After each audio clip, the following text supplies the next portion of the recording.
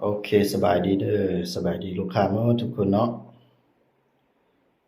ก็ได้ละลายมือละบ่ได้มารีวิวสินค้าให้ลูกค้าทุกคนได้เบิ่งเนาะมื้อนี้ก็พอมีเวลาละพอว่างเด้จะมารีวิวสินค้าให้ลูกค้าทุกคนได้เบิ่งเนาะเผื่อว่าลูกค้าผู้ใดท่านใดที่สนใจก็สามารถติดต่อเข้ามาหาได้เด้อเครื่องแม่นเฮามีพร้อมฝากพร้อมส่งทุกมื้อเนาะเครื่องก็หาเข้าใหม่เด้อตัวนี้นะรุ่นนี้ก็จะเป็นรุ่น MC เนาะ MC ใส่วาล์วปรับนอกเด้อกล้องจะเป็นกล้อง VSA ราวจะยาว50เด้อตัวนี้เป็นราวโพลีกอนเนาะตัวนี้จะเป็นราวโพลีกอน12เกี่ยว10เกี่ยวโพลีกอน10เกี่ยวตัวนี้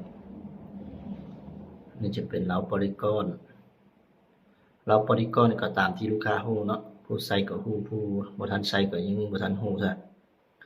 ราวก็จะเป็นราวดีเนาะยิงแม่นความแม่นยำสูงเนาะอันนี้นะทางก็จะเป็นทางอะลูเด้ออยากได้เป็นทางคาร์บอนก็ประกอบให้ตัวนี้ใส่ราวโพลีกอนเด้อเก็บเสียงจะเป็นรุ่นแจ๊บแท็กเด้อสีดำล้วนเลยตัวนี้งามแฮงเนาะใส่กล้อง VSA ก็อันนี้จะเป็นลูกเนาะลูกจะเป็นลูกหัวดมลูกหัวดมเด้อตัวนี้ 5.54 เด้อตัวนี้ 5.54 ยิงแม่นดีเนาะคันว่าลูกค้าทานได้ดีตัวนึงต้องการลูกลมก็เฮาก็มีพร้อมฝากเนาะเฮาก็มีพร้อมฝากคือกันแล้วก็ตัวนี้จะเป็นรุ่น K2 เด้อนี่จะเป็น K2 ใส่กล้องมัคคูเนาะกล้องมัคคูมีไฟในเลนส์เด้อตัวนี้ค่าใหญ่ตามสูงใส่วาล์วปรับนอกทางอลูมิเนียมเราจะเป็นเรา XM8 เด้อเรา XM8 10เกี่ยวเนาะ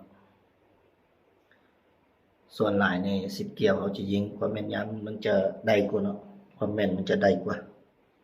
อันนี้ค่อนข้างก็งามเนาะ K2 อันนี้ใส่วาล์วปรับนอกใส่ราวดีเนาะราวดีหมดเลยหาเอาประกอบที่ราวดีหมดเนาะอันนี้จะเป็นรุ่น MC ใส่วาล์ว Z1000 หรือว่าปรับไนท์เนาะในประธานประกอบพร้อมเถอะเราก็จะเป็นเรา TK 12เกี่ยวนะเรา TK ของแท้เลยรับประกันลูกค้าไปยิงบ่ถือเขาหักเปลี่ยนเนาะเขาหักเปลี่ยนหมดแล้วก็2บ้องนี้จะเป็นอันนี้ก็จะเป็นใส่วาล์ว Z1000 ก้นตัดเด้อทางก้นตัดหางก้นตัดบ่ทันประกอบกล้องเถอะเราก็จะเป็นเราอินโดเนาะเราอินโด12เกี่ยวทั้ง2เลยกล้องมัคโครนะตัวนี้วาล์ว Z1000 เราอินโด12เกี่ยวเด้อลูกค้าท่านใดที่สนใจรุ่นใดก็สามารถติดต่อเข้ามาหาได้เนาะ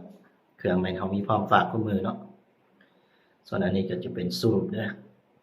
สูบตัวนี้คันว่าลูกค้าเอาครบชุดแม่นเฮาจะแถมรุ่นนี้ให้เนาะสูบก็จะเป็นรุ่นนี้เลยหรือว่าลูกค้าอยากได้อันน่ะแยกเฮาก็แยกขายเนาะสูบเฉพาะสูบกับกล้องเด้อที่เฮาแยกเนาะส่วนเครื่องนี้เฮาก็มีเก็บปลายทางเนาะมีเก็บปลายทางแต่ว่าต้องได้มัดจำ500,000เนาะย้ำเนาะจำ500,000เพราะว่าบางลูกค้ามีบางลูกค้าเนาะที่ทักเข้ามาว่าอยากได้เครื่องแต่ว่าบ่อยากมัดจำเนาะคันว่าบ่อยากมัดจำเฮาก็บ่กล้าฝากเนาะกรณีที่เครื่องไปฮอดแล้วลูกค้าบ่ไปเอาเครื่องนี่มันยุ่งยากทั้งเฮาเนาะทั้งพ่อค้าเนาะแล้วคันว่าลูกค้าอยากได้แท้ๆก็ต้องได้จำ500,000เนาะ500,000นี่พ่อค้าบ่ตั๋วดอกบ่โกงดอก500,000นี่มันก็บ่ปานใดเนาะเฮาอยากได้ลูกค้าก็เงิน500,000นั่นเนาะเฮาเอาลูกค้าบ่เอาเงิน500,000นั่นน่ะ500,000ก็กินบ่ปานใดเนาะเครื่องเฮาบ่ตั๋วอยู่แล้วพ่อค้าร้อยอยู่แล้วย้านแต่ลูกค้าบ่ร้อยเนาะก็มีหลายลูกค้าที่อยากได้เครื่องแต่ว่าบ่อยากมัดจำนะก็ว่าย้านโกงย้านตั๋วสิพ่อค้านี่บ่ตั๋วอยู่แล้วเครื่องเฮามีพร้อมฝากคู่มือ คันว่ายันตัวยันโกงว่ามีแต่มาเอาจำบอลเลยตามข่อยแล้วจำที่500,000เนาะบ่ได้หลายปานใดเนาะเฮาก็บ่ได้โกงดอกเครื่องเฮามีพร้อมฝากอยู่แล้วโอเคคันว่าลูกค้าผู้ใดเนาะที่สนใจรุ่นใดก็สามารถติดต่อเข้ามาหาได้เด้อเครื่องใหม่เฮายังมีพร้อมฝากพร้อมส่งทุกมื้อเนาะ